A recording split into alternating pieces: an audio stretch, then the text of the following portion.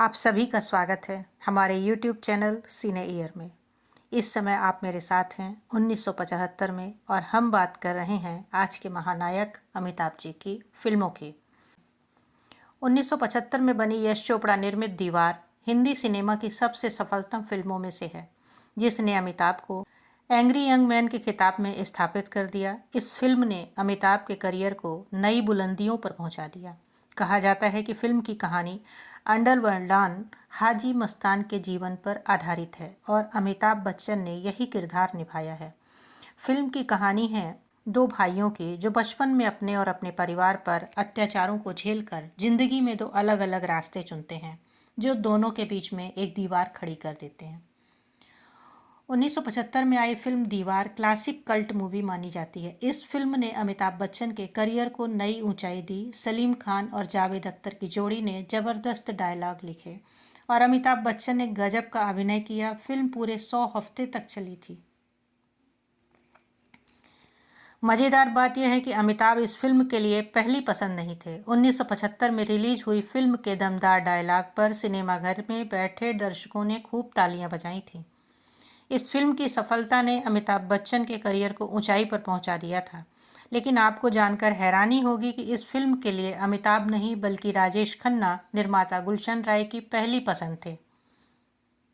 मंदिर वाले सीन को करना अमिताभ के लिए बेहद मुश्किल हो रहा था। अमिताभ बच्चन ने क्विज शो कौन बनेगा करोड़पति के दौरान बताया था कि कई बार कुछ सीन ऐसे हैं जिन्हें करना काफ़ी मुश्किल होता है।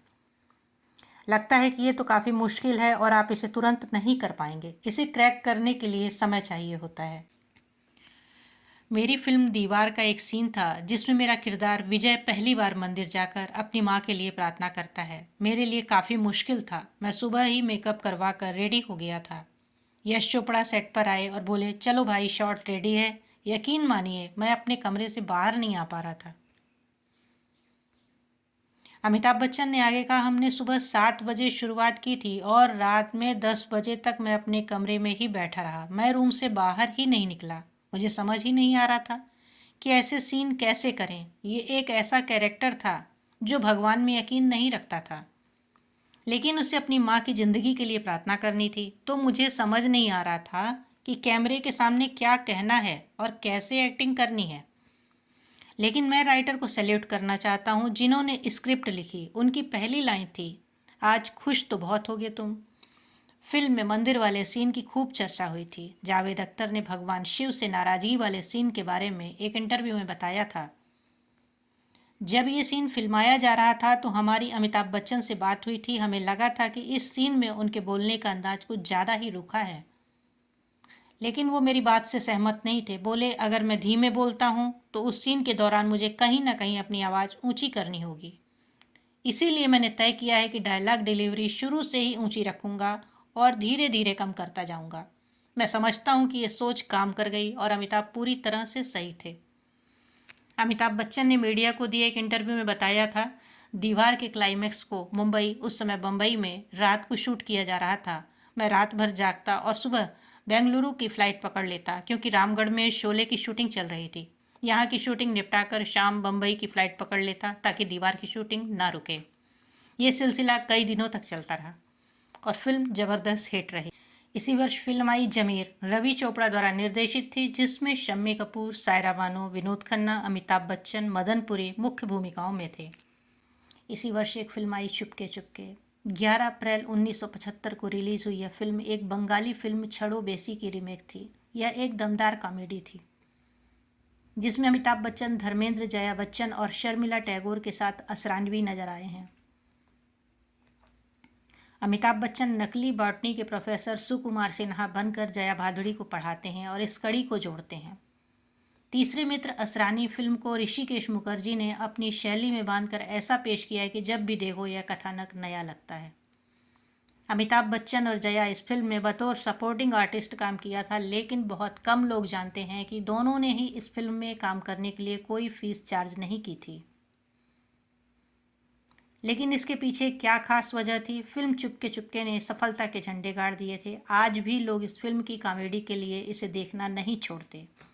हालांकि अब तक इस फिल्म का कोई रीमेक नहीं बना है। मीडिया रिपोर्ट्स के मुताबिक इस फिल्म की शूटिंग के दौरान जया बच्चन प्रेग्नेंट थीं, लेकिन फिल्म के सीन को इस तरह शूट किया गया था कि उनकी प्रेगनेंसी कहीं भी नजर ना आए। इससे पहले अमिताभ बॉम्बे टू गोवा में जैसी कॉमेडी फिल्म भी कर चुके थे। इसके साथ उन्होंने बताया कि फिल्म चुपके चुपके के साथ कई हिट फिल्म उनके आलीशान बंगले जलसा में शूट की गई थी। इसी वर्ष फिल्म आई मिली। ऋषिकेश मुखर्जी की फिल्म मिली में भी अमिताभ एंग्री यंग मैन के रूप में दिखाई देते हैं, लेकिन यहाँ पर उनका किरदार उपरोक्त फिल्म में से अलग नजर आता है। वे रियल लाइफ के किरदार में हैं, लेकिन समाज से गुस्सा हैं।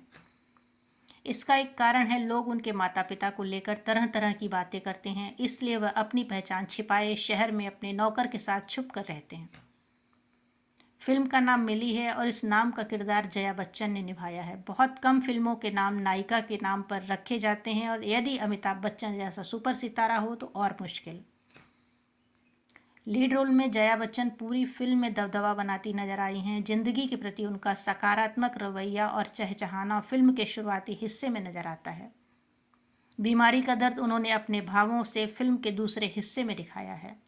अमिताभ बच्चन आग के गोले की तरह लगे, उनका सुलगना दर्शक महसूस करते हैं। मिली के भले पिता की भूमिका अशोक कुमार ही निभा सकते थे। मिली के प्रति उनका प्यार और छटपटाहट उनके अभिनय से व्यक्त होती है। शुभा खोटे, अरुणा ईरानी, उषा किरण और सुरेश चटवाल भी अपने अभिनय से प्रभावित करते हैं। फिल्म मिली दर्शाती है कि प्यार सच्चा हो तो वो किसी भी बाधा को नहीं देखता। और इस वर्ष फिल्म आई शोले। गली गली में इस फिल्म के संवाद गूंजे। पक्के दोस्तों को जय वीरू कहा जाने लगा तो बकबक करने वाली लड़कियों को बसंती की उपमा दी जाने लगी। माओ ने अपने छोटे बच्चों को गब्बर का डर दिखाकर सुलाया। भारतीय जनमानस पर इस फिल्म का गहरा असर हुआ। इस फिल्म को 3D में परिवर्तित कर फिर से रिलीज किया गया 38 सालों बाद। यह फिल्म 15 अगस्त 1975 को रिलीज हुई थी। जय के रोल के लिए शत्रुघ्न सिन्हा का नाम फाइनल था, मगर सलीम जावेद तथा धर्मेंद्र ने अमिताभ का नाम सुझाया। जबकि अमिताभ की कई फिल्में फ्लॉप हो रही थी, लेकिन सलीम जावेद को जंजीर फिल्म की पटकथा पर भरोसा था। उनका मानना था कि जंजीर सफल रहेगी और अमिताभ स्टार बन जाएंगे। हुआ भी ऐसा ही। अमिताभ को जंजीर रिलीज होने के पहले ही साइन किया जा चुका था। अमिताभ जया ने 3 जून 1972 को शादी कर ली। प्रकाश मेहरा की जंजीर रिलीज हुई। अनेक फ्लॉप फिल्में दे चुके बच्चन दंपति एकाएक सुपरस्टार हो गए। इसका लाभ शोले फिल्म को मिला। फिल्म में एक कमाल का सीन है। जया बच्चन लालटेन जला रही हैं और अमिताभ माउथ ऑर्गन बजा रहे हैं। आप जानते हैं, बमुश्किल 2 मिनट वाले इस सीन को फिल्माने में 20 दिन का समय लगा था। शोले जब रिलीज हुई थी तो फिल्म समीक्षकों ने इसकी काफ़ी आलोचना की थी, लेकिन जब यह फिल्म ब्लॉकबस्टर हो गई तो अचानक ज़्यादातरों के सुर बदल गए। इसे क्लासिक और कल्ट मूवी कहा जाने लगा। BBC इंडिया ने 1999 में शोले को फिल्म ऑफ द मिलेनियम घोषित किया। शोले की कहानी और किरदारों से प्रेरणा लेकर कई फिल्में बाद में बनी। इसी वर्ष फिल्म आई छोटी सी बात। अमोल पालेकर, अशोक कुमार, विद्या सिन्हा मुख्य भूमिकाओं में थे और अतिथि कलाकार के रूप में धर्मेंद्र, हेमा मालिनी, अमिताभ बच्चन रहे। 70 के दशक की सर्वश्रेष्ठ हिंदी कॉमेडी फिल्मों में से एक माने जाने वाली फिल्म बॉक्स ऑफिस पर हिट हो गई और बासु चटर्जी के लिए 6 फिल्म फेयर नामांकन और सर्वश्रेष्ठ पटकथा के लिए 1 फिल्म फेयर पुरस्कार भी अर्जित किया।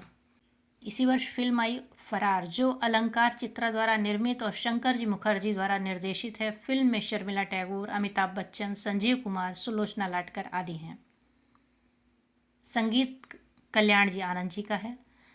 दीवार और शोले जैसी अनेक पिछली फिल्मों में अमिताभ बच्चन को एक गोली लगी है, लेकिन वो फिल्म के नायक के रूप में बच गए हैं। फिल्म के चरमोत्कर्ष में केंद्रीय चरित्र की मृत्यु हो जाती है। दर्शक अपने नायक को मरा हुआ देखना पसंद नहीं करते हैं और फिल्म ब्लॉकबस्टर में उतने अच्छा नहीं कर पाई जितना पिछली 2 फिल्मों में की थी।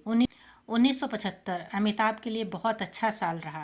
भले ही उनकी फिल्मों को बॉक्स ऑफिस पर मिली जुली प्रतिक्रिया मिली हो। शोले और दीवार मेगा हिट थीं। मिली और चुपके चुपके ने औसत व्यवसाय से बेहतर प्रदर्शन किया।